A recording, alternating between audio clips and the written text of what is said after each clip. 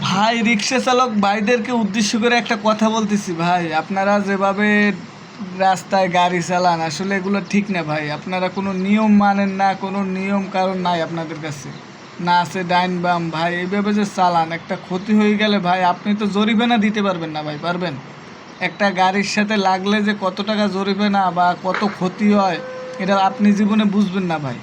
এজন্য সবসময় রাস্তায় গাড়ি চালালে সাবধানে নিয়ম কারণ মাইরা গাড়ি চালাবেন ভাই। ভিডিওটা একটু দেখেন ভাই। 50,000 টাকার কাম, ঠিক আছে? এনে 1 টাকা কাম হইলো তো না, তোমার মারতেও না, কেউ কিছু কইছে না। এটা প্রাইভেট কার, চিন্তা করছেন বিষয়টা?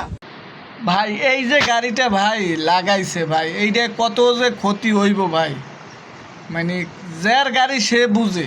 আপনি জীবনে বুঝবেন না ভাই গাড়ির মর্মতা, আপনি আপনারটাই বুঝবেন কিন্তু ওই গাড়ির মর্ম আপনি বুঝবেন না ভাই। আমার জিনিস আমি বুঝবো দরদটা, আপনি জীবনে বুঝবেন না ভাই। এই গাড়িটা লাগাই দিচ্ছেন, কত বড় ক্ষতি হয়েছে। একটু সাবধানে চালাইলে কি হইতো ভাই। এই জন্য বলি সবসময় সাবধানে গাড়ি চালাবেন, লাইন মেনে গাড়ি চালাবেন, এইটিই ভাই। ঠিক আছে, ভালো থাকেন, আল্লাহ হাফিজ।